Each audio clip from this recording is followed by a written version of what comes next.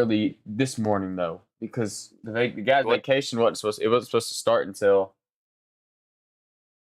did you have to go in early this morning? yes. When did they tell you? Yesterday. I mean, they told me at like 4 o'clock yesterday, so I kind of knew. But oh yeah, I have my thing live right now. I'm put this little dipski in there, and We're we'll live get on YouTube. yeah. We're a little live on YouTube right now.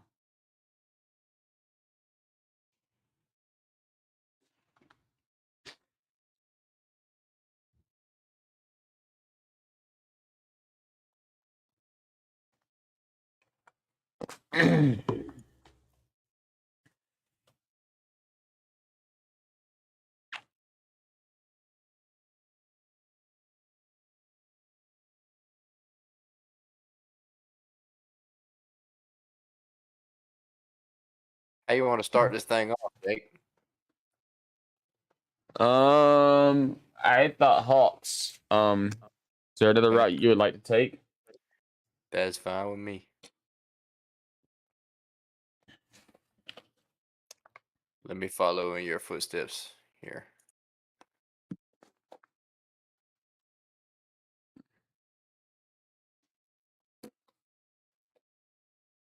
It's good to see Trey get back going today, though. I haven't watched another game, but You haven't watched it? I was watching it. I He was had I a was asleep. nasty alley-oop. I just got a notification. It says Trey Young scores. Holy shit! Trey Young has 31 with 9 minutes left. He has 31. He had 23 in the first half. They kind of threw me off though because I don't think it was that long ago. I got the notification. I saw 9 minutes and 26 seconds. I thought that was in the third quarter, so it's a lot less impressing that season in the fourth quarter. But he still might put up 40. It's still impressive, yeah. Clint Capella. I know we joke about Clint Capella, but it's a 1-point game, and we're winning. Clint Capella's plus 19 when he's on the floor, and Yeka Kongu's minus 18. I think I might see the difference right here. Yeah, there's the difference. And Yeka be fouling, though. I noticed that when I was at the game. He is a dog, though. He is a beast. He fouls a lot.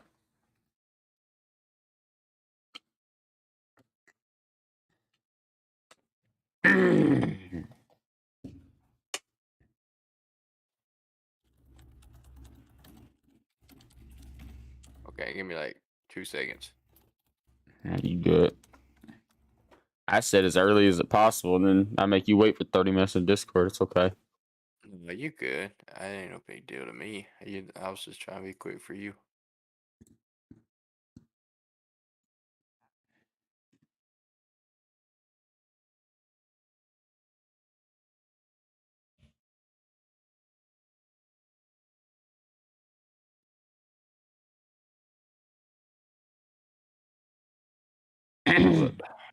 Pull up the Hawks. I'm looking at some defensive rating stats. That boy Russell Westbrook ranks 6th in defensive rating. I miss Russ, man. I saw a video the other day. It made me so sad. By him being trash? The videos, him with Oklahoma City. Back in the And Disney. it was like him like smiling, having fun and stuff, and just yamming all over the place. It was like, damn, that's really what Russ was like 3 years ago. It really was. It really was. R.I.P. That boy left the Thunder. He went to the damn Rockets, the Wizards, the Lakers. It ain't never been the same after OKC. It never has. Russ, to me, always been a guy, too, that people love to hate. And it made me feel bad for him. I don't feel like he was ever really that type of person. I think his play style is kind of cringy, but I don't feel like him as like a person was ever that, like... He's just always been, to me, he's always been a cool dude. That's what I always thought, too. Like, he always seemed cool as hell to me. And he's a crazy... He's like he was probably like the best athlete in basketball for like 10 years. Like... Because his first name Russ. Facts. Somebody about them boys named Russell. I want to see if I can find that TikTok. I'm gonna see if I can find it after we get done. I'm gonna send it to you. I was like, oh my god, that's so sad. It was like sad music playing. He was showing all his days with Oklahoma City. You remember how like legendary it was back when KD left and they were changing all the Kevin Durant roads to Russell Westbrook? Mm-hmm. That's really how it was. That's the years that Russell Westbrook was averaging a triple double. Mm-hmm. That boy low key carried the Thunder, and they still weren't that good. Yeah, if their team was decent, he would have been like surefire MVP every year. Mm-hmm. I was like, but that was like in my opinion, that's like in my lifetime the glory days of the NBA. That was second stint Cavs LeBron, right? Oh yeah. Second stint, Cavs, LeBron, Westbrook averaging a triple double. That was never Harden was going absolutely crazy in Houston. And Crazy Warriors team. that was John Wall in Washington. Kyrie Irving with the Celtics. Actually, he was with Yeah, the Cavs at yeah, first, yeah, and he then they was with traded him the to the Cavs. Celtics. But yeah, I'm stupid. He won the championship with LeBron. Yeah, that was the Kyrie, K Love, and LeBron team. Tristan That was Thompson got with the Kardashian. yeah, that was a good time. That was a good time to watch basketball. That was the Hawks' number one seed years, where everyone the one when we got to the number one seed with 4 All-Stars on the team. That was Marvin Williams, Jamal Crawford, Joe Johnson, Josh Smith, Al Horford. You a little bit in front of that one. We That still was had Joe Johnson then, didn't we? no, Joe Johnson was with Brooklyn, I want to say. When did he leave Atlanta? I remember I remember him going to Brooklyn, but when did he leave Atlanta? Let's see. Joe Johnson left Atlanta in his last season was 12. Man, it was that long ago.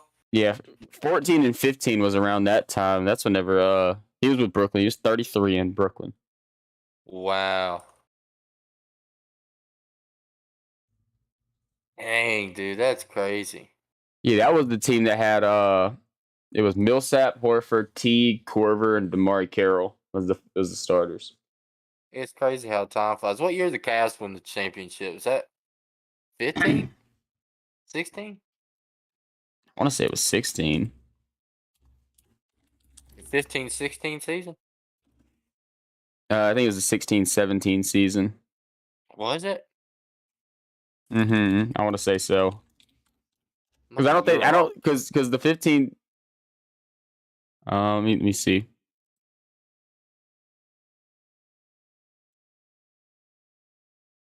No, it was the 15-16 season. You're right. It was. Mm-hmm.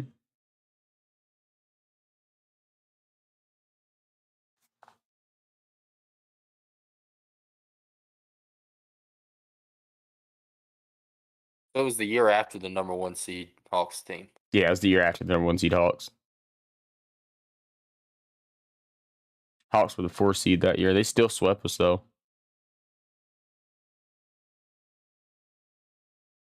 I'm about to. I knew they won the championship the year after they beat us with the number one seed. So dang, dude. So I was 2 years early. Crazy That how is much that crazy. Hawks team changed. That in 2 years, dog. 2 years. That is crazy, man. It's crazy how time flies. And you look at the Hawks team even like 4 years ago, there was like none of those guys on the team anymore. I mean, you're talking about that year that we're talking about, the number one seed. That's like Kyle Korver, Kent Bazemore, Jeff Teague, Paul Millsap. Who else we have? Al Horford, We did have Al Horford, Dennis D- Schroeder. DeMar Carroll, the junkyard dog. I don't even think he plays anymore, which is weird. Muscala was on that team. Oh yeah, Muscala. I loved Muscala. Muscala was on that team. Moose.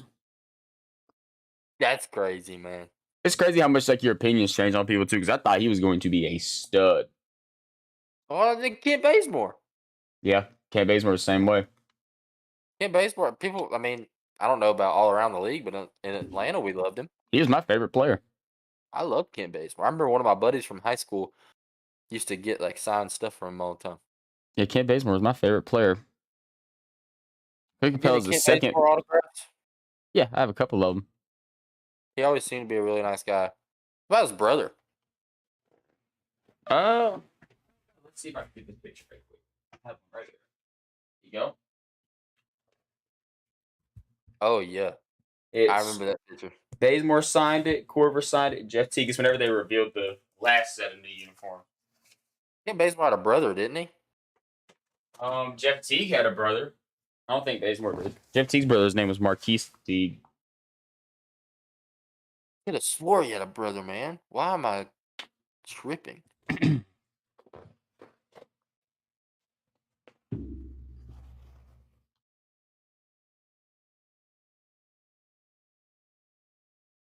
Nah, who knows?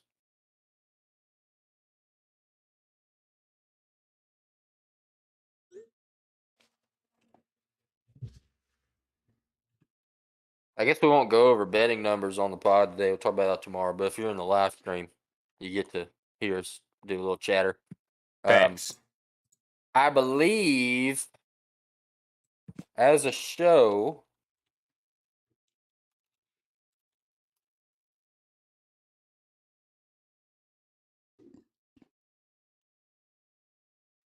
I went what? I went I went 4-4. I went 5-3. I want to say. I want to say I went 4-0 NFL and then 3-1 or 1-3 in college. I know I went 4-0 in the league. I think the only bet I hit was Louisville Pitt. I missed both my Bama big picks and I missed the under for the Kent State and TCU game. So you were 2 up.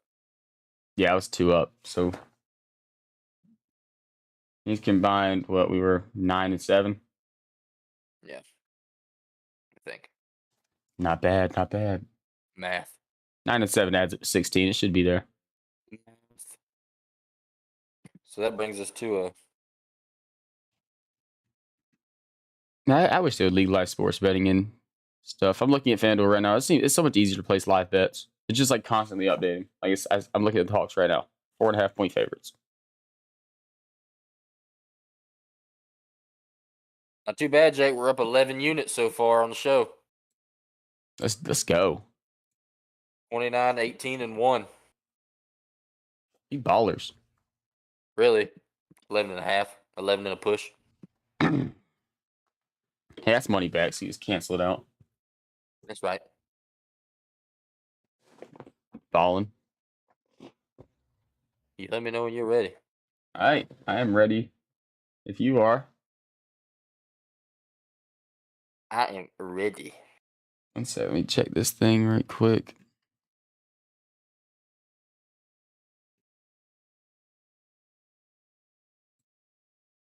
Okay, I'm gonna give a countdown. We get it started.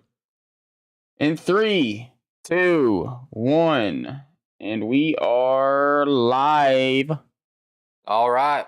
Welcome in, everyone, to episode 21 of the Peach State Tailgate Sports Podcast. I am Kenny Cochran, joined by my co-host here, Mr. Jake Hugh. Oh, yeah. Man, it's the start of a new week on the pod. We're happy to be back. Georgia's got some ball this week. After a slow week last week, no college football for the home team, Georgia Bulldogs. We are glad to be back. And boy, what a week to be back, Jake. It is Florida Hate Week. Yeah, man, I'm pumped. It's going to be a real fun weekend, man. I'm going to let you continue the introduction. I'm sure we'll have a little bit of talk about it, as the podcast rolls. That's right. I just mentioned it. Georgia-Florida games this weekend. The biggest cocktail party in the Southeast. It is an absolute blast every single year, even when we come out there and rout the boys like we did last year and like we are going to do again this year. We got some Hawks basketball to talk about. We got some Falcons football to talk about. Just some sports all around the world. Sports. Georgia might have been off, but sports still happened. Atlanta sports still played. Georgia sports still played, and everywhere still played. So we'll do a little review of what we saw this week from the Hawks, what we saw this week from the Falcons, and dive a little bit into this Georgia-Florida.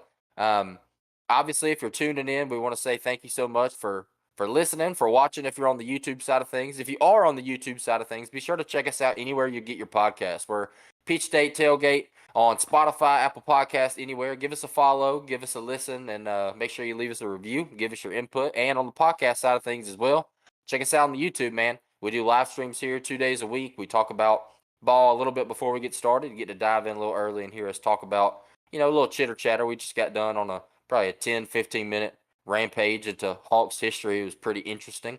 But yeah, man, thank you guys so much for listening, and can't wait to bring another week to you. So let's go ahead and get this thing started. Jake, what you got for him?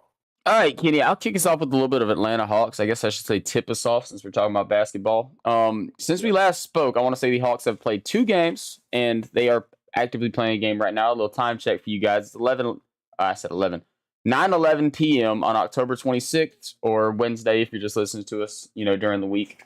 And yeah, the Hawks, as of right now, are 2-1. We're playing the Detroit Pistons. I think we're up by 1 point, so we're in a little bit of a tight knit game right there. But the Hawks have looked decent. We started off the season with a win against the Houston Rockets in Atlanta. Then we carried it over to Orlando on Friday night, and that was actually a game I was in attendance for. And there's one thing about the Hawks in the first 2 games of the season that I noticed. We weren't very efficient.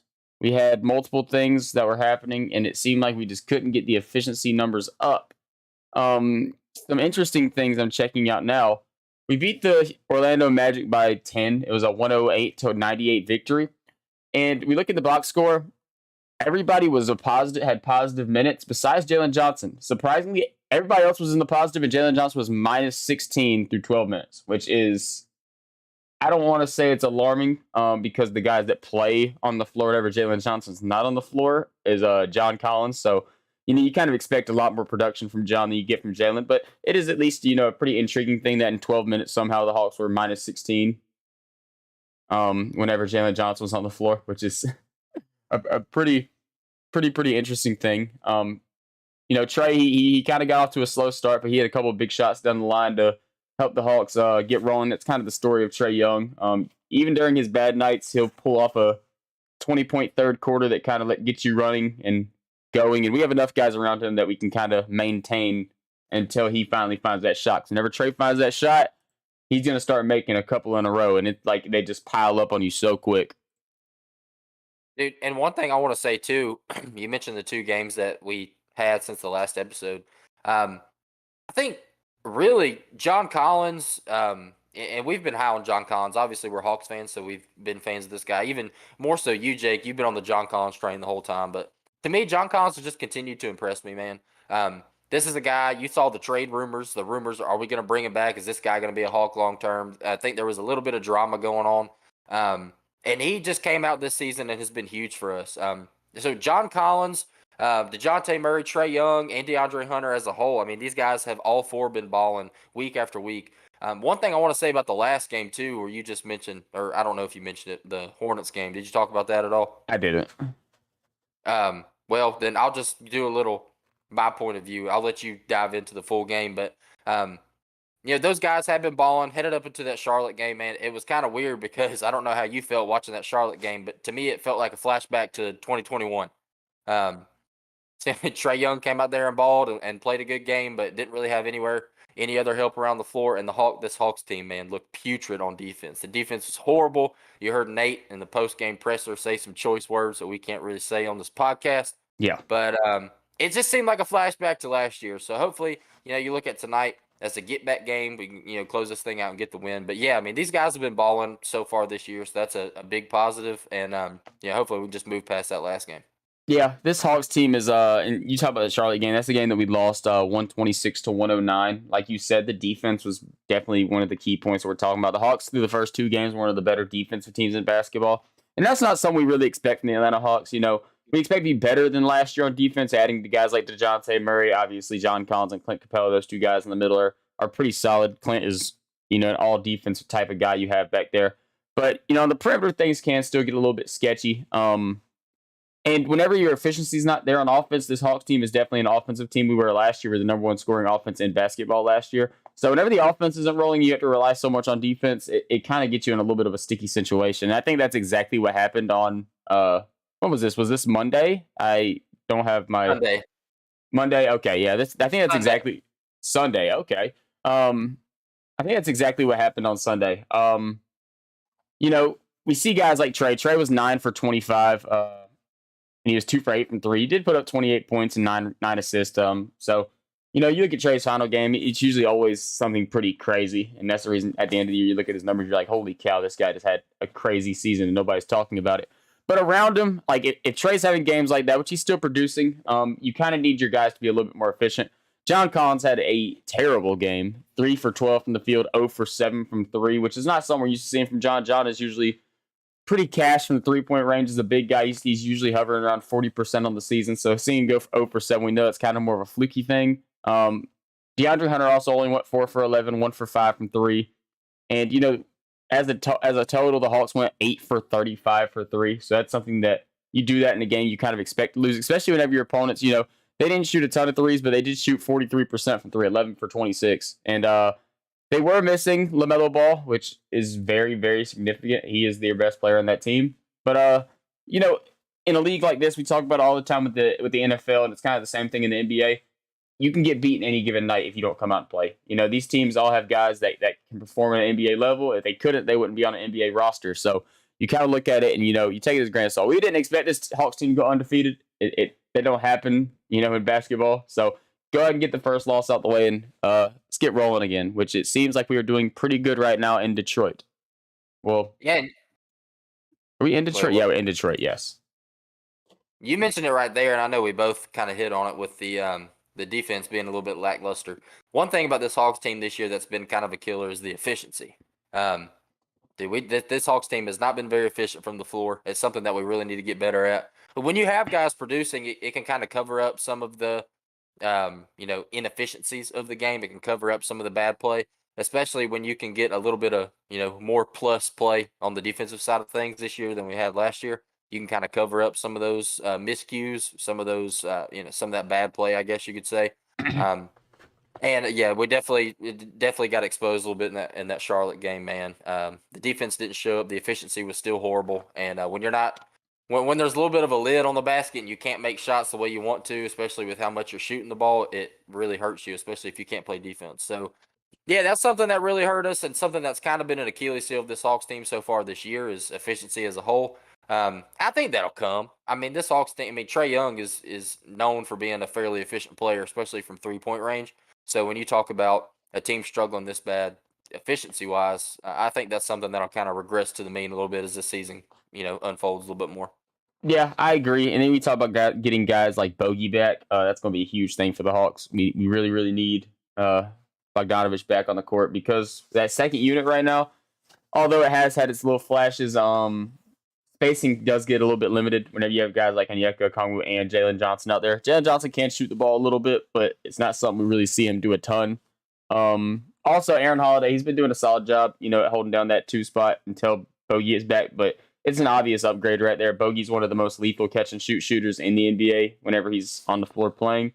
And he also gives you a little bit of secondary ball handling ability. And he can take it off the dribble, even though it might not be the most flashy dribble moves, he can still kind of create his own shot every once in a while. So that's going to be something nice to see. Looking at tonight's game that's actually going on right now. And actually, I was going to say the Hawks are looking good right now. We'll kind of dig into the full game stuff tomorrow whenever we have time to do the recaps stuff. This game's still actively going. Yeah. I don't want to say something right now and then everybody listens to it tomorrow. Like, oh, yeah, Hawks won. And they check the score like, oh, never mind, Hawks didn't win. So I'm just going to say we are up 109 to 103. Yeah, we've had some bad instances happen in the past, especially when you talk about baseball season. We've preyed on the Mets' downfall, and then after the podcast, they walk it off in the bottom of the 11th. That is the truth. I do remember that was terrible. We're like, oh, the Mets are losing. Let's go. Yeah, definitely don't want to do that again. No. But yeah, I think that pretty much wraps it up on the Hawks talk for me, Kenny. It's just got to start putting the ball in the basket, shooting the ball with a little bit more efficiency. And I think, it's a whole completely different look whenever we talk about it, changing from a guy like Kevin Huerter to DeJounte Murray. I mean, DeJounte's a stud, don't be wrong, but he's a different type of player than Kevin is. Kevin was always kind of like your dish out, shoot the 3 ball, or even Bogey. We saw both of them kind of take over that 2 spot for a while. And they both kind of had the same ability, and DeJounte is not that type of player. So it's a real different thing we're looking at this year. I think, just minutes played together, this team is going to be better than last year's team, and they're already showing that this year. We just take advantage of this week schedule to start the season and get a couple games up over 500 and start playing these big dog teams as they come along on the schedule. No, you're absolutely right. Yeah, this Hawks team, it's a really exciting team, man. You bring in a guy like DeJounte Murray and see the team kind of take a turn for the better, and something that's been super hyped up for Atlanta fans and for Hawks fans. this team, it's a very exciting Hawks team to watch. You never really know what you're going to see. You know Trey's going to go out there and ball, but when you got guys like John Collins, DeAndre Hunter, DeJounte Murray, even Clint Capella, and you talk about guys like Onyeka Okongwu, these guys come out and contribute all in their own way. And when you have a more balanced Hawks team like this on both sides of the ball, I think it's just going to be a fun team to watch this entire season. No, I agree. I agree 100%. Does that bring us into some Falcons talk, Kenny? I believe so. Would you like to kick us off, or would you like me to get us started? Why don't you go ahead and kick us off here, Jake? All right, so Atlanta fans, we were on the high horse for a couple weeks there, y'all, and depending on how you feel, you can still say we're still on the high horse a little bit. We still got a good little shot, but the Cincinnati Bengals just killed our dreams this past Sunday. Lord, was it a terrible game. There's a couple key things to talk about this game. I'm not going to go too deep in the box scores and stuff, but I will with one guy, Joe Burrow. Joe Burrow absolutely torched our defense all day long. 34 for 42, 481 yards and 3 tuds. That is a lot of production with a lot of efficiency. And, I do want to say this. The Falcons were depleted in the secondary. We talked about last week with guys like A.J. Terrell going down, Casey Hayward, and Isaiah Oliver all getting hurt in the same game last week. Well, this game, A.J. Terrell went down again. So I think right now he's week to week. So we'll have to keep track of him throughout the weeks. Good thing is D. Alford was also a little bit banged up. I think he's just day to day. So I think signs are pointing at him playing this coming up Sunday. But right now, the Falcons are looking at a defensive back group at the quarterback position of D. Alford, Darren Hall, and Isaiah Oliver. Not looking good. We have seen flashes from every one of those guys, but the drop off from A.J. Terrell and Casey Hayward to Darren Hall and D. Alford on the outsides is pretty significant, to say the least. For a minute there, we thought we had one of the best cornerback groups in football, and in the NFL, it shows how fast things can change. Yeah, and anytime you match up against a team like this Bengals team, man, obviously Joe Burrow, Joey B is an absolute stud. He's a great quarterback. He is of the upper echelon in the league, and to be so Yes. young and dominate the way he is an incredible player. So we are not going to say anything negative about Joe Burrow, but like I was saying, anytime you match up against a team like this Bengals team, man, who have arguably the best wide receiving core in the NFL, you could certainly make that argument, and I would not tell you you are wrong. And you tried out a practice squad defensive backfield against them, it's not going to wind up very good for your team. No. And that's exactly what happened to this Falcons team, man. It was an absolute horrendous performance. I want to say the Bengals are like first or second in the NFL in opponent points in the second half this year. I want to say they've allowed like 3 points per game in the second half throughout this entire year. Yeah, they have not allowed a touchdown, which is crazy. That's just absurd, dude. And you saw it here. Falcons did not score 1 point in the second half of this football game. Yeah, and I want to say this: Joe Burrow started off the season with the game against Pittsburgh, and I think everybody was kind of like, "Oh man, is this like the Super Bowl like regress that we're seeing live right here?" Because he came out and had 2 tuds, 4 interceptions, and everybody was like, "Oh my god!" Since then, Joe Burrow has had I want to say 13 touchdown passes and 1 interception through the past 6 weeks. He is second in the league in passing and third in touchdowns with 5, and he's 2,097 yards, 15 tuds, 5 interceptions. Joe Burrow, man, he's after that first week, I feel like a lot of people haven't really been talking about him much. This man's gonna put himself in the MVP conversation if he keeps this up, like legit MVP consideration, because he's up there statistically with guys like Mahomes and Allen right now. Yeah, dude. I mean, he's an absolute stud, and this team is really, really good. Now, the Super Bowl hangover is a real thing. It is an actual thing in the NFL. Yes. Look at the Rams. Look how bad they've been struggling. The Bengals kind of had that early on, too. They started off first 3 weeks, weren't very pretty. And a lot of people were trying to write them off. But, you talk about a Super Bowl hangover. This is just exactly what this was, because this team has come back all the way. They look like an absolute Super Bowl contender. They look like a team that could make a postseason push, just like they did last year. They surprised everybody in the league last year, making that Super Bowl appearance. And I think it's a team that a lot of people thought it could have been a little fluky, myself included. I questioned it a couple times, but watching this team play the kind of ball they're playing right now, there's no question that this team is without a doubt a championship contender. And that's the thing about the NFL. We talk about college football a lot on this show. Obviously, we're Georgia fans. Out of 130 some odd teams in the FBS, there's a lot of really, really good teams and a lot of really, really bad teams. And there's a big separation between a good team in college football and a bad team in college football. It's just the way it is.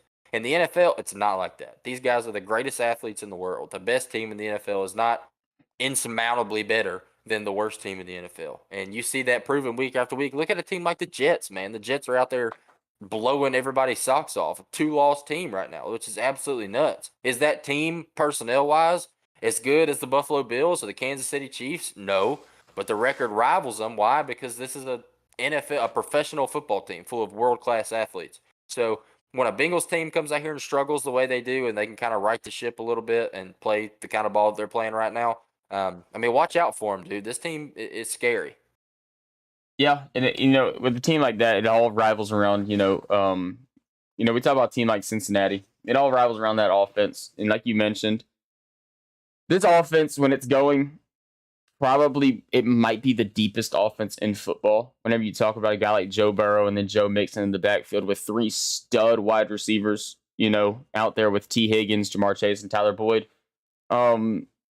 I think that if you line this offense up just personnel-wise against any other team, there's a good chance that this team is better on paper than any other offense in football, just looking at their skill positions, which is a really, really significant thing because they came out against Atlanta and absolutely showed that. They pretty much did what they wanted to at will against Atlanta. And, I think that kind of brings us into a good type of conversation to talk about the Falcons a little bit and see what they did. The key thing for this game is we went down early. And when we went down early, we were not throwing the ball. Marcus Mariota finished the game 8 for 13, 124 yards, a tud, no interceptions. He got sacked 3 times, a 55 QBR, and a 118.7 quarterback rating. I know we've had a lot of conversations about this throughout, the past couple days in our little group chat, talk about what's been going on with this. But Kenny, I'm gonna get you to transfer that over to the podcast side a little bit. What's your thoughts on either Arthur Smith's game plan or what the Falcons have going on? Because it kind of seemed like we went down quick and we kind of weren't really trying to get back into the game super hard. No, you're absolutely right, and I'm glad you mentioned it because that is the magic topic of conversation with this Falcons team. Falcons fans, don't hang me out in the middle of the street to dry on this. All right, don't post me up there on Peachtree Street in downtown Atlanta and hang me for saying this because I'm not by any means trying to write off this Falcons team. I love this Falcons team and I'm a diehard fan. But let's be a little realistic here, boys. This Falcons team is 3-4. We've been playing really, really good ball, contending with a lot of teams that a lot of people didn't think we should even be in the conversation to compete with. We've won games. We've impressed everybody. Do not forget, Falcons fans, this is 100% a rebuilding football team. We are in the middle of a full-fledged rebuild. You lose a guy like Julio Jones, a guy like Matt Ryan, you are undoubtedly rebuilding this team. Regardless of how good you're playing or the caliber of players that you bring in, this is a rebuilding team. Are we ahead of schedule in the rebuild? Absolutely. This team is playing very, very good football up until this last week.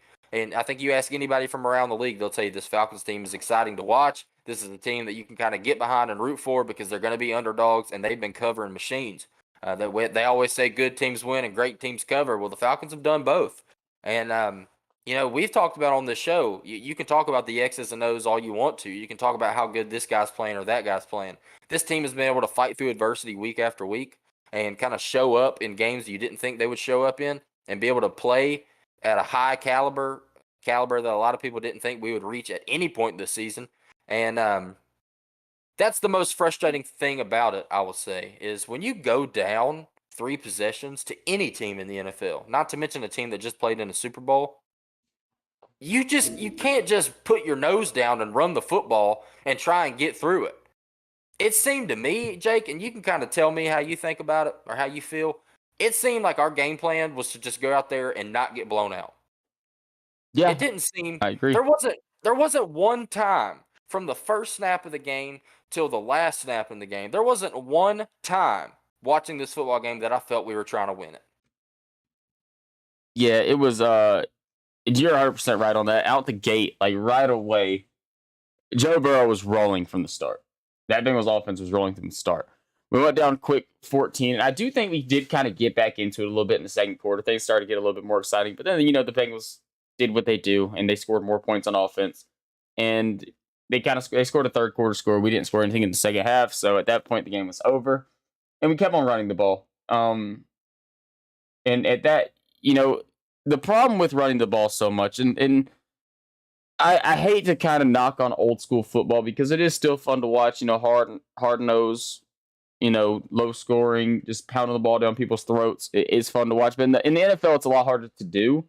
And if you're going to do that, you kind of have to rely on your defense to not do what they did and give up 35 points because it is almost impossible to score 35 points in a game where you throw the ball 13 times. That's not what you see happening in the NFL. College ball is a little different. Sometimes you'll see these running backs go out and get 20 carries for 400 yards and 3 tuds. Like that's something that happens. In the NFL, we don't get to see that. And I was thinking about some stuff a little bit, and I was looking at pass numbers and stuff. And it kind of seems like since Cordero Patterson hit the IR, this game plan has changed a significant amount. Whenever Cordero Patterson was on the field playing at the running back position, we were a lot more comfortable letting Marcus throw the ball around. And it seems like since Cordero went down, we have seen Marcus's attempts go down immensely, which is a little bit alarming. I know that the two guys we have back there running the ball right now, Tyler Algier and Caleb Huntley, are not your pass catching backs by any mean. They're both kind of, one trick ponies with getting the ball in their hands and lowering their head and booming up the middle, which they are very, very good at it, don't get me wrong.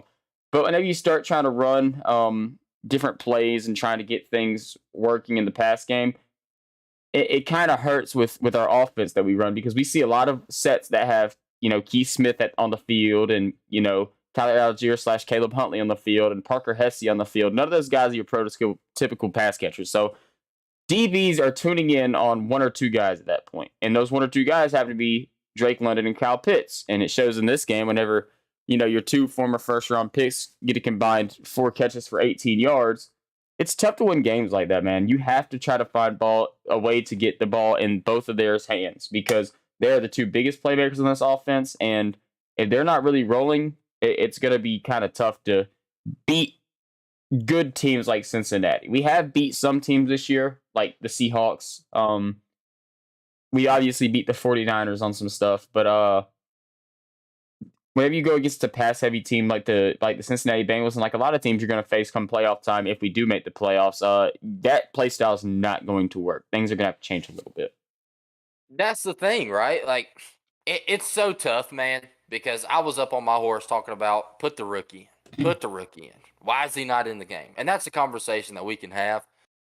But I think the number one argument to that is it's the scheme, it's the play style, it's the coaching style, it's what we're doing, it's how we choose to run the offense right now. And I just don't understand it, dude. Like I understand, I do, I get it that we're in the middle of a rebuild. I just mentioned it, but when you're competitive against teams that you shouldn't be competitive against, at least to the public eye, and you're playing good football, you're a 500 team headed into this Bengals game, legitimately contending for the NFC South right now, mind you. And you come out there and you just lay over, it's the most frustrating thing to watch. I don't know if it's Marcus Mariota. I don't know if it's Arthur Smith. I don't know what it is. But I will say this.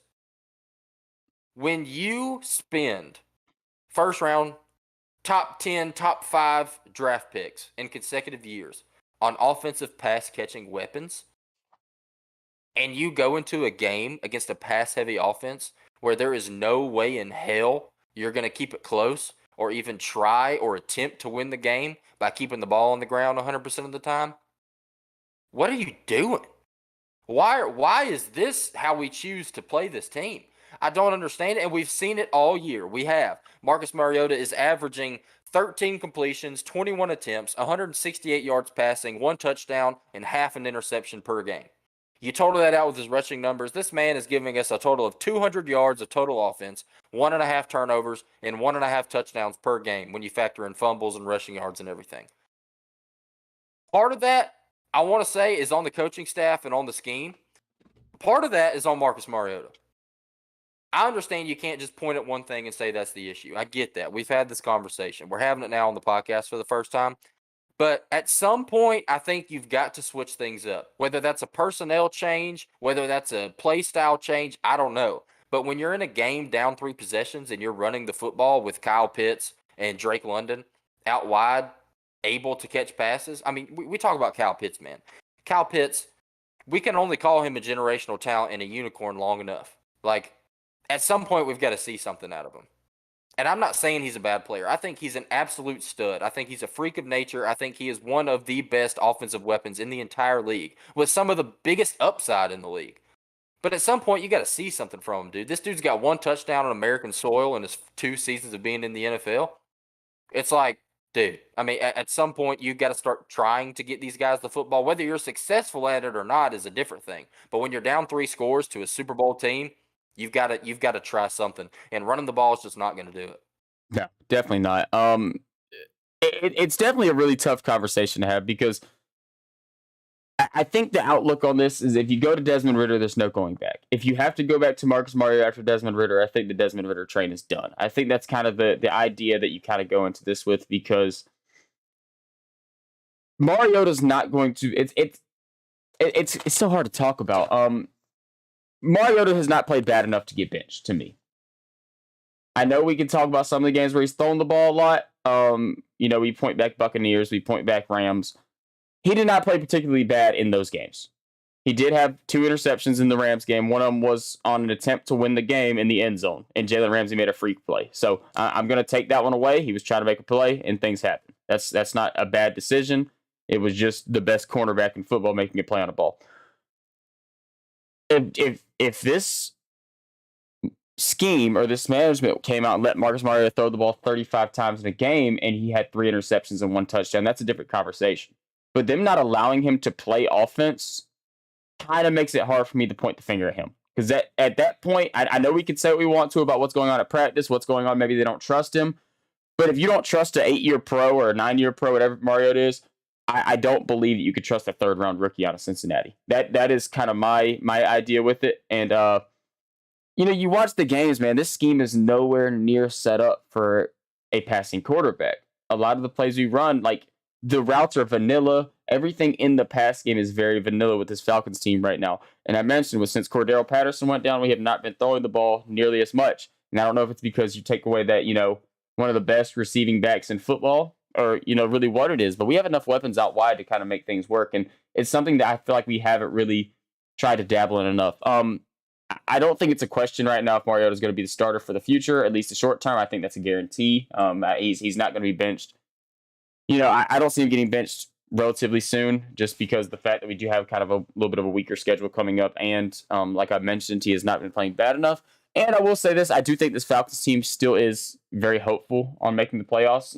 Fans can have our opinions, but I guarantee you in the locker room, they're not thinking about a rebuild right now. That's not in any team's mind. They are thinking about winning the next game. Because I remember I was listening to Pat McAfee. He was talking about it. And he was talking about how a lot of people accused the Colts for tanking for luck. And he said that he remembers everybody out there trying their best because they had incentives on the line. Like, they're not going to risk their money to bring in another player. That's not, it's a job. It's a career. You're going to try to make as much money as you can. So he was talking about, I'm trying to punt the hell out of the ball because, I have an incentive. I'm trying to hit to get $1 million. Like, I have $1 million on the line for this. I'm not going to go out there and suck and lose $1 million just to get a player on the team. So I don't think that's the mindset. I don't want to talk for the players, but I think if you went in the locker room right now and asked them who they think who their quarterback is and who gives them the best shot to win every game, I would say it's probably Marcus Mariota right now because the aspect that he has not played super bad. I know it's so hard to say because obviously the attempts and stuff are so down. That's kind of pointless. But he has been efficient in the minimum bit of attempts they've given him. So. They go out there and give him a 30-attempt passing game, which they should. They need to because you really need to see if this is going to be a team that can actually compete in the postseason. If you can go out there and throw the ball efficiently 30 times, you probably can. You probably can compete decently. But if you can't, then that's when the time would be to make a move. But I do think we're still a little bit away from that. And that's the thing that gets me, man, is we can talk all we want about the coaching staff's ability or how they feel about trusting a guy. Do they trust Mariota? Do they trust Desmond Ridder? Obviously, you don't really trust Desmond Ridder at this point because he's an unproven rookie. Dude has not played at all. But from what we've seen, it doesn't look like they trust Mariota either. And or whether or not they're right for feeling that way, obviously we don't know what's going on in practice. These guys could look like absolute dog crap in practice. We have no clue. At some point, you got to give him a shot. If Yes. Mariota's going to be the guy, you've got to give him an opportunity to prove that he's the guy because he hasn't proven me at this point. He has not. Has he played good ball? Yeah, but you bring a guy, an 8-year veteran in there to manage a football team. He at some point he's going to figure out how to manage the football team, and he's doing a good job of it. Right? He's managing this team in ways that's been able to win games, and we've won more games than people have expected so far this year. So props to him. But when you play a team like this Bengals team, who I mean, dude, like we've played playoff caliber teams. We have. Don't get me wrong. But the teams that we've played that are playoff contenders are struggling teams. And then we go in here against a hot Bengals team, a team that is undoubtedly a playoff contender, a championship contender, and you lay an egg like this, it makes you wonder, like, well, I just don't, it doesn't give me much hope, man. It really doesn't. Because when you have a guy like Marcus Mariota who is managing the team as good as he is, you got to give him an opportunity. You have to. You just mentioned it with a 30 attempt game. Give him a 30 attempt game. This is the absolute prime example of a game where you do that, and we don't do it. So I just think, and I'm not out here saying that Marcus Mariota is a terrible quarterback. I'm not saying that at all. But I just think if you're going to expect this guy to go out there and contribute to the passing game with 8 completions against a team like the Bengals, then are you not expecting a rookie to be able to go out there and do the same thing? I'm just not sure that this level of production, and not even production on him, it's not like you're asking him to do all of this stuff and he's underperforming. You're asking him to do exactly what he's doing. And he's I doing think a fine job at it. That's the right. hard part. That's the issue. It's like if you were asking him to complete 30 or to attempt 30 passes a game and he's not producing, that would be a different story. But we're only asking him to do exactly what he's doing, and it's just not going to work against contenders, against actual playoff teams. So when you're talking about a team that could potentially make the playoffs, that has an opportunity, the schedule lines up, we could make a run here. We absolutely could. At some point, you got to switch it up. And if they don't trust Marcus Mariota to do it, I don't know if they trust Desmond Ritter to do it, but at some point you got to give somebody an opportunity. And if you're not going to give Marcus Mariota the opportunity, then please put somebody in there that you will give the opportunity to, because we got to see something, man. We're not going to make a playoff push, a postseason push, a championship push, whatever you want to call it, averaging these numbers. I mean, Tyler Algier, he's been playing stellar football, not ripping on him at all, but 16 carries for 50 yards. He's averaging 3 yards a carry. Like, you're not going to be able to do that leading a team to the playoffs. It's not realistic. And I know CPAT's not here, so I'm, up here ranting about the running game when we don't have our number one running back. But at some point, man, things have got to change. So if it's the scheme, if it's the coaching, then I think we need to figure something out, because I do like Arthur Smith. I really do. I think what he's been able to bring to this team has been amazing. It's been a culture shift in Atlanta. You can certainly see that this year, but following 2 draft classes, man, when you bring in amazing weapons in the pass game and you're not using them, I'm a little bit flustered. I'm like, I'm having a hard time trying to figure out what we're doing. I mean, are we looking for the future? And that brings me to this question, Jake. Okay. Do you think we see Desmond Ritter at some point this season? Yes, 1,000%. When do you think we see him? One sec. Let me pull up the schedule. Let me get a Falcon schedule up, and I will let you know. I think that we will see. Lord. And obviously, guys, this is all pending where we stand later in the season. If Marcus Mariota is the starting quarterback and he's not giving you any reason to pull him out of the game, and we're a above 500 team with a legitimate chance of making the playoffs, you probably don't see Desmond Ritter. But if we're in a position to where, well, maybe it's not looking so good as far as the playoff push goes, I mean, I believe you have to.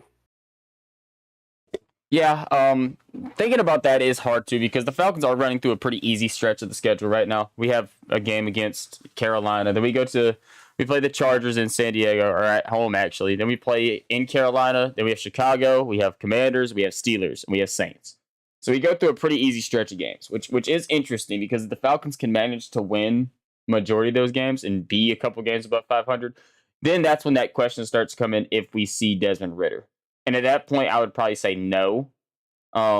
The beautiful thing with this is, I will say, if you lose a third round pick, who cares? As bad as that sounds, I know we have high hopes on Desmond Ritter, and he's still a rookie. Like, him playing this year is not necessarily the most important thing. We can go into the draft next year. We could draft a quarterback, and he might flop completely, and then Ritter's the next guy up. Or, hear me out, we can go into next year's draft and not even draft a quarterback and run it back and wait and draft a skill position player, draft depending on our draft position, draft somebody, a defensive player or something like that, which is, I know, is not the most exciting things. And Falcons fans, we are kind of waiting to see that next franchise quarterback. We've kind of been in that mode, even with Matt Ryan still being here. We've kind of been in that mode since the Super Bowl. So I know it's not the most popular opinion, but Mariota is on a 2-year deal, and Ritter obviously is, I think 4 years is what rookies get. So there's still plenty of time to kind of, mark that out. But I do think if this Falcons team is competitive and we do make a playoff push,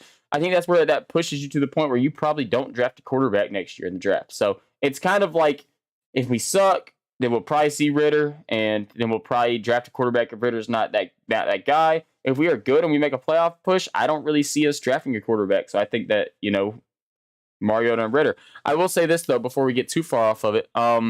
I do think that the Bengals game was a big wake-up call for the Falcons, because as bad as it is to sound, this game plan has worked through 6 games in the season before the Bengals game. The game plan worked. We just came off of a big 28-14 win against San Francisco, where you did pretty much the same thing, and it worked fine for you. So seeing them kind of stick with that game plan, I'm not gonna say it was expected. The issue with it is sticking with it for so long after you're already down for so much. But the problem is, you know how much scheming is in the NFL. You scheme all week long just to face this team, and all of a sudden they shut down your scheme and get up big. Like, do you just make calls on the fly? Like, okay, let's start passing the ball here. Coach, we don't have no passing plays drawn up for this. Oh my God, here we go. So it's kind of one of those like fluky things. I'm assuming this week, going to a Carolina game, that they are definitely going to have a lot more complex routes and stuff designed, because, like I mentioned, it might not have been the flashiest games we saw from Mariota, in games that he had to pass the ball, a good bit, but it was games that we needed him to do it and we were competitive in. Like the 49ers, like not the 49ers game, the Rams game. Like, there's been games this year where he has kept us in ball games a little bit with his arms. So I do want to kind of see the Falcons tilt back to that for a little bit. Yeah, I mean, I think we have to. I don't want to say it's a now or never situation, because it's really not. I mean, we're still early on in the season, contrary to popular belief. I mean, 7 games into it, you got 10 more games to play. It's a lot of ball. But when you're headed into a weak schedule like you are, like you just mentioned with the teams that we play, man, I think it's a tough situation, because I think ideally, you've seen it in the past. You've seen NFL teams do this year in and year out that draft a rookie. Talk about the Tua Ryan Fitzpatrick situation, right? I know that's a little bit different. Tua's a top 10 quarterback in his draft class. That's a little bit different. But when you're looking at the schedule and the way it lines up for NFL teams, the ideal situation for them was, even though Ryan Fitzpatrick was giving them a lot of positive play, they made it to a bye week. They gave Tua a full week as the number one, getting reps in practice, and then comes in after the bye and takes over the starting job and plays solid football. I think that's a little bit of a tougher situation with this Falcons team, if I'm being honest, because I look at our bye week in week 14, man. After this, I mean, you look at the cupcake schedule, it literally is week after week leading up to the bye week. We go Chargers, Panthers, Bears, Commanders, Steelers, we go Panthers, Chargers, back to the Panthers, Bears, Commanders, Steelers, and then you go into a bye week. And if the season is looking a little less hopeful after this cupcake schedule lines up, and you think turn to Desmond in that bye week, you're asking a rookie quarterback to come in and play against defenses like the New Orleans Saints, the Baltimore Ravens, the Arizona Cardinals, and the Tampa Bay Buccaneers. And I just do not think that's a very favorable lineup to throw a rookie quarterback out there against. And I'm just not sure that in those 4 games, your 4-game sample size against defenses like this is going to be enough to tell whether or not you've got a guy. And I think it's going to put us in a pretty sticky situation when this draft class runs around, with all these highfalutin quarterbacks that we're seeing in this year's draft class. Because I don't want to say it's going to be a premature decision, but let's say Desmond Ritter comes out there and, plays solid, gives you some upside, but it's still got to play against 4, top defenses in the league, and then you're put in a position to draft a guy. I don't know, man. It's a sticky situation. So I agree with you, Jake. I think this schedule coming up is pretty favorable for the Falcons. We have a really good opportunity to go on a run here. But I think now is the time. And you mentioned it with a wake up call against this Bengals team. I really hope it is because we've got to work this passing game into the offense more. I mean, significantly more than we have if we're going to do something competitive here. And if Marcus Mariota isn't getting it done, I don't think we're going to be able to give him all 6 games leading up into that bye before we make a switch. I just as a football fan, I don't think you're putting Desmond Ritter in the best position to succeed if you do that. Yeah, and I think the thing that kind of hurts so much too with the Falcons kind of makes them real hesitant is because we look at really recently with rookie quarterbacks and second year guys even they've been terrible. I'm going to straight up and say that right now. Rookie quarterbacks over the past 2 seasons and, second year guys have been awful. Last year, Trevor Lawrence, more interceptions than touchdowns. Justin Fields, more interceptions than touchdowns. Zach Wilson, more interceptions than touchdowns. Mac Jones looked solid in that system. He came into this year and was absolutely sucked. He is starting this Sunday against the Jets, by the way, so it's interesting to see him back in the starting lineup. But he has sucked. Davis Mills looked promising last year. He's sucked so far this year. So I think that also where you kind of bring into the question of, if he's going to be that guy and perform. But the way that recency, like recent, or Kenny Pickett, I'm bringing him up too. He's been, he's had his flashes, but overall, turn the ball over. It's hard to win games no matter what you do if you throw 3 interceptions in the NFL. If you turn the ball over, Right. if you give the other team 3 more possessions, it's tough to win ball games. I don't know if it's so much of him being a guy on the field because none of those guys were guys on the field, and they still all have starting jobs. Mac Jones still a bit of a question mark, by the way. But I think it's more of what they see because Trevor Lawrence, Zach Wilson, and Justin Fields were 3 most hyped up guys last year outside of Trey Lance, who's dealing with a terrible injury this season. He's out for the year. And they all sucked last year. No way to walk your way around it. We could try to point out the flashes of greatness they all showed, but they all sucked last year as rookies. It's kind of a hard thing to throw a rookie out there in any game. And then you mentioned the end of the schedule. It is tough games, but again, man, you have a lot better chance to win a football game, in my opinion, if your quarterback comes out there and goes 12 for 15 with 120 yards and a touchdown than if your quarterback goes 17 for 30 with 250, a touchdown, and 3 interceptions. That's how football works. It's kind of a weird thing, but I think that's kind of the risk the Falcons are kind of going at. And we talked about Matt Ryan. Falcons fans have been pleading for a new quarterback for years now, and to drop Desmond Ritter in right now, and if he goes out there and plays a stinker, I can go ahead and talk for the Falcons fan base right now. They're going to be calling for him to never put a Falcons uniform on again after 1 week. So I think that's also one of your scary things you're kind of running into. No, that's the thing. That really is. That's how it is. I mean, the NFL, it's a dog eat dog world, right? I mean, you either produce or you don't. So if you put a guy in and he doesn't look like a guy early on, then you're going to be calling for his head. This is not like Kenny Pickett. This is not like Trevor Lawrence or Justin Fields or heck, even Mac Jones or Tua or whoever. This is not your top quarterback in the draft that these teams are bringing in that you're going to give them that long leash. Desmond Ritter is a 3rd-round pick. He was one of the first quarterbacks taken in this draft class, but he was still a 3rd-round pick nonetheless. So this is a guy that's not going to have a super long leash. If he comes in and he doesn't play well, we're going to look elsewhere. I just think it's a pretty favorable year to look elsewhere because of the draft class that's coming in. So I don't know, man. I mean, we're talking as fans. We don't know what these guys are doing at practice. Desmond Ritter could look like the worst quarterback that Arthur Smith has ever seen in practice, and we just don't know. So I'm almost wondering if that really is what it is. I mean, this guy must suck in practice because you're not giving Marcus Mariota an opportunity to produce, and he is a 8-year veteran. So I can't imagine that you're going to give a rookie that much more of an opportunity unless the season just takes an awful downturn and we're just looking at a horrible, top 5 pick situation, which I don't think is going to happen with the schedule coming up. So I don't know. You can cut a cake multiple different ways. There's more than one way to skin a cat. So I think the Falcons will be able to figure it out. But I agree with you, Jake. I mean, if this Bengals game was anything, it should be a wake up call, and hopefully we can turn this thing around and try to produce more offensively. When you have these weapons like we do, these early draft picks that we spend on guys like Kyle Pitts and Drake London, you got to get them involved at some point, especially when your number one offensive weapon goes down. Yeah, for sure. I was in my head. I was sitting here looking at the schedule. I was getting ready to rant on about upcoming stuff, but I figured that's probably not the best bet right now. Because this is our review podcast, not our preview podcast. So we'll save that for another time. And Kenny, I'm gonna let you get us started in our next thing.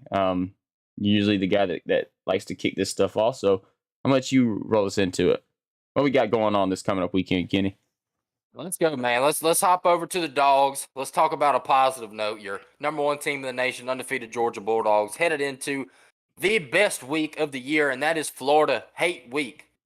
We love to hate the Gators, and it's no different now. You're coming off a season in last year where we win the national championship. Go down there, and honestly, a pretty ugly game against Florida last year, even though you come away with a 34-7 rout over those boys. You're headed into a year like this, man, where Florida looks absolutely terrible. Anthony Richardson looks absolutely nothing like anybody expected. And Georgia is looking about as good as anyone thought at the beginning of this year. Better if you talk about the defensive side of the ball. So, Florida Hate Week, man.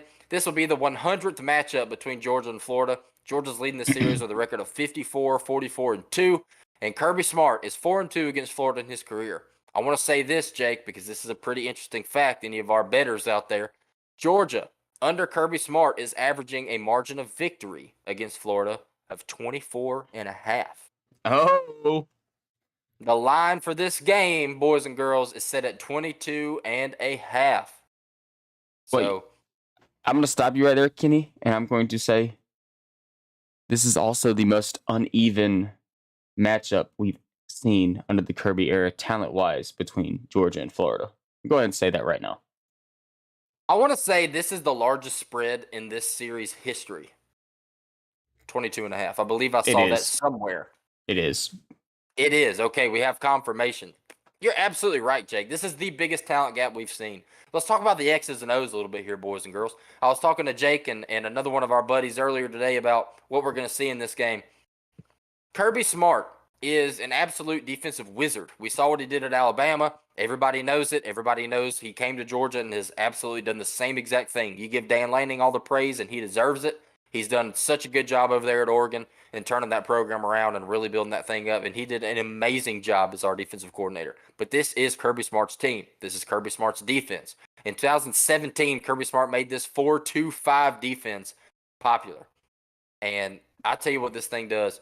We are lining up a four-man front with a true nose tackle, two pass rushers, and a defensive tackle. This thing, it's so unique, and especially early on, I mean, you couldn't do anything against this Georgia defense. We were stopping inside zones. We were stopping it everywhere. And eventually, 2 or 3 years into this thing, teams started to figure it out a little bit. I say figure it out. This team is still the number 4 ranked defense in college football, and probably the number 1 ranked defense in college football when you factor in strength of schedule. So I say they figured it out. They really hadn't figured it out from a production standpoint, but this 4-2-5 defense is very, very interesting. It's a defense that's been very effective for this Georgia team. And I want to say here on this podcast that this season we have only played one team that runs the same defensive scheme. And that team is the Oregon Ducks, which we absolutely dominated in week 1. And hear me out when I tell you this. The University of Florida runs an identical defense to this Georgia team. Identical. It looks like you're watching the Georgia defense with our third stringers in because the talent is not there.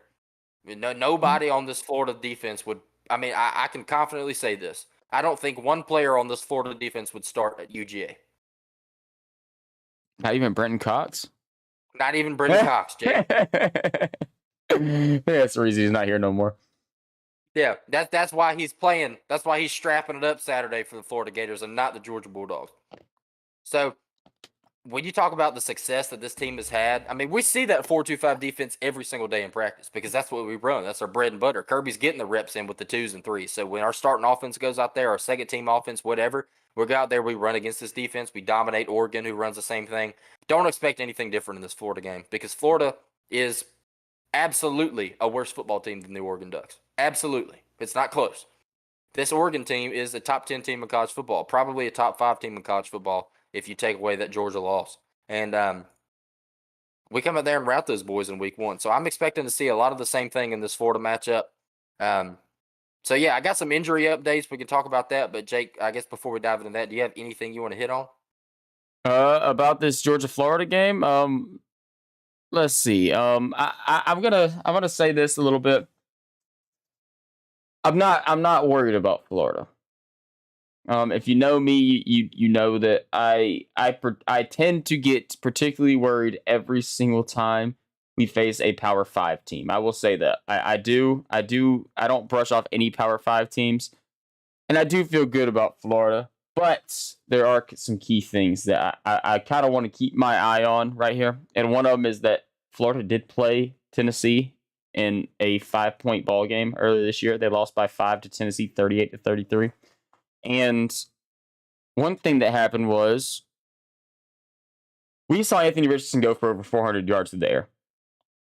The whole season, he has not had a game over 240 besides that Tennessee game. So seeing what he can do through the air against Georgia is going to be a very, very intriguing thing to me because I think that'll give us a good idea of how much better this Georgia defense is compared to that Tennessee defense, which I think we all know it is significantly better. Tennessee is not a defensive team one bit, but it's kind of hard not to look ahead a little bit and kind of obviously you don't never want to brush past a game like this against Florida, but I think everybody, including Georgia players and Georgia, what's going on at Georgia, I think everybody is kind of looking past Florida a little bit and kind of has their eyes on the following week. And that's not something we want to do. You want to be ready for every single week for the team that you have at hand coming up. But this is a similar opponent we've had, and I want to say this is the first same opponent we faced this year with Tennessee. So it's going to be fun to see what the difference is that we can make against them is.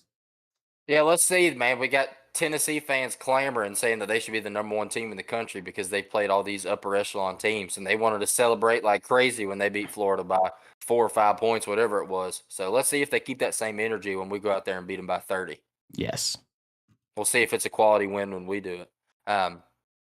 One thing I want to say about this Florida team before I dive into some of these injuries, this is something that I saw earlier that's a little bit of a red flag for you Florida fans out there. If you're listening to this show, probably should find a new show to listen to.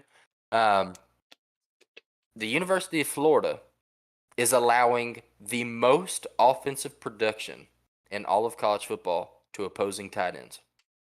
Oh, well, guess what, buddies? We have one. We have two. We have three. Oh man, We got 4. we got four if you count Mr. Arik Gilbert or Oscar Delp, depending on which one you want to say is the fourth string. Yeah, dude. Anyway, you want to split this thing, it's looking like it's going to be a rough matchup for Florida, and I'm not going to tell you otherwise. Let's talk about the injury updates a little bit. Got a couple quotes from Kirby today in a presser this morning. On Jalen Carter and A.D. Mitchell, this is a direct quote from Kirby Smart today. They've done a little bit, but we don't feel great about them.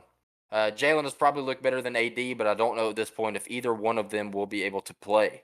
That's a little bit concerning. Not necessarily for the Florida game, but just in general, because these are two key players. Jalen Carter is a top 5 pick in this upcoming NFL draft, and A.D. Mitchell is undoubtedly the best wide receiver on this team. He is the only true X receiver that we really have, and we've really been struggling with that. We talk about it week after week. We just run all these bunch formations, and we're trying to get the balls to our playmakers. But when you miss a guy like A.D. Mitchell, there's really no way to counteract that or replace him. So these are guys that we really need to get back. Now, obviously, Jake and I are not on the team, so we can look ahead to a team like Tennessee, and it's not going to affect the team at all. I know this Georgia team is not, but if you give Jalen Carter and A.D. Mitchell, they got the bye week to get healthy. Let's say they don't play this game, they get another week to get healthy. This is about the last week you can afford to have these guys not on the field. Yes. We have a couple tough games coming up on the schedule. Yeah, you're really going to need them after this. So I'm hopeful that these guys can kind of get back into the rotation a little bit and practice this upcoming week and really get back into the fold. Let's talk about Dan Jackson, man. We love Dan Jackson on this show. We talk about him all the time. Unfortunately, Kirby Smart did confirm today that Dan Jackson will be out for the foreseeable future. He's going to need surgery to fix a stress fracture in his foot. So T's and P's to Dan Jackson, man. We love you. Damn good dog and a guy that really is a big contributor to this team in many different ways. And I'm not going to talk bad about him at all, but so I'll just say this: Dan Jackson's a great player, and he will be missed in all aspects of the game. But I think predominantly on special teams. As far as the safety position goes, he is last among our 4 rotational pieces in reps this season. He did start the season opener against Oregon. He was replaced by Malachi Starks, who, interestingly enough, Malachi Starks is actually leading all safeties on this team in snaps with 329, followed by Chris Smith with 309, Javon Bullard with 213, Tyke Smith with 144, and then Dan Jackson rounding out the top four with 126. So you lose a guy like Dan Jackson. I'm by no means writing that off. Dan Jackson is an incredible player. He's such a good fundamental player for us. This is a guy that contributes in many different ways, but specifically on special teams. This guy's always buzzing around the field, making plays. So Dan Jackson, get well soon, man. We'd love to see you back out there as soon as possible. If it's not this season, I hope you come back primed and ready to go for next season. Oh yeah, yeah. It kind of just shows how good Georgia's defense is as a whole. You lose a guy of the caliber of Dan Jackson.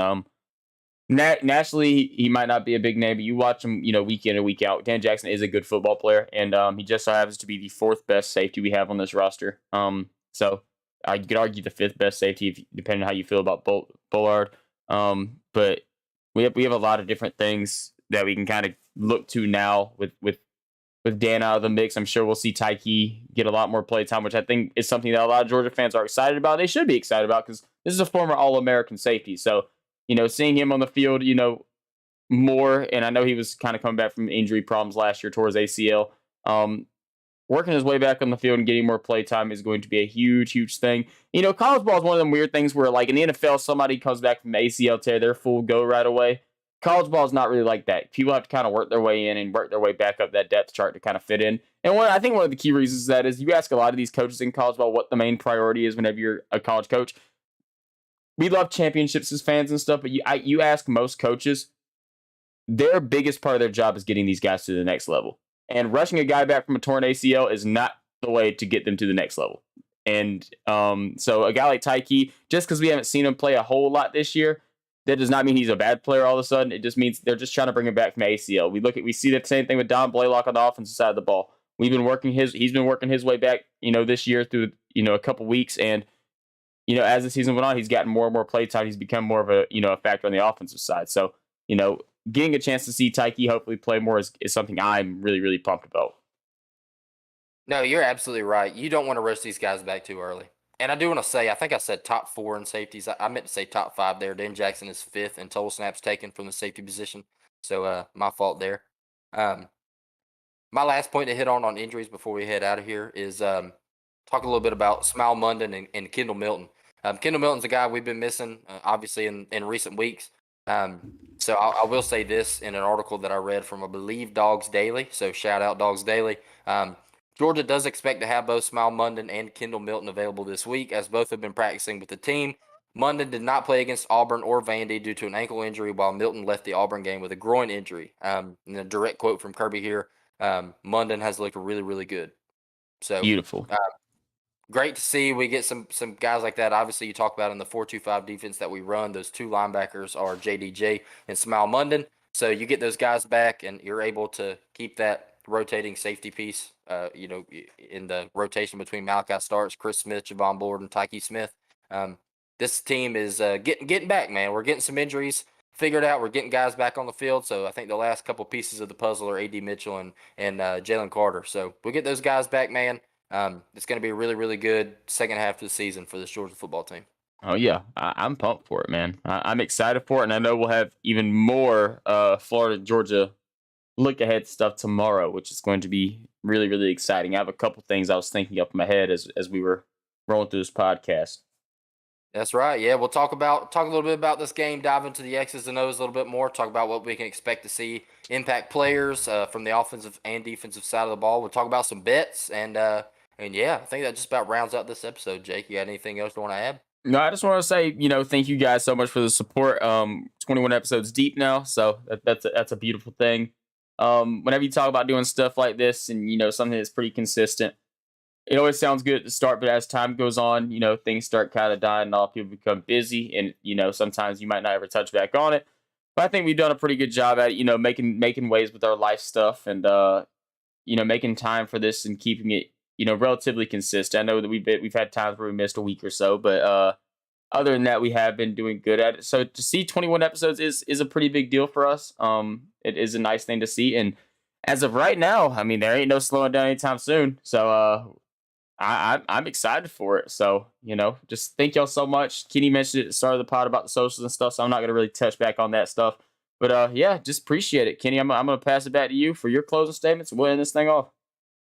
That's it, man. Yeah, thank you guys so much for listening. We're super pumped to bring you guys some more content. Football season's really ramping up. We talk about the dogs headed into the toughest part of the schedule this year, headed into the postseason on the pro side and college side of things. So be looking out, man. We got some more content coming to you. Talk a little bit more ball in all aspects and all sports. So thank you guys so much for listening and tuning in. Be sure to interact with us everywhere, and y'all have a good one. Oh yeah.